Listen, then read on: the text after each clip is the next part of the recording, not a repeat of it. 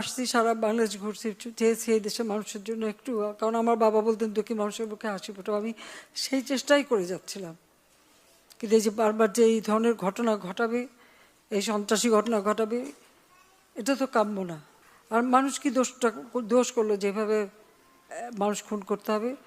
মানুষ খুন করে সরকার পতন, এটা কবে হয়, কখন হয়? সাধারণ মানুষ কি দোষ করেছে? আমি আসলে আপনাদেরকে আমি কি বলে সান্ত্বনা দেব? আমি খালি একটু বলবো যে আমি আপনাদের মতনই একজন, বাবা মা ভাই হারানো সেই এতিম।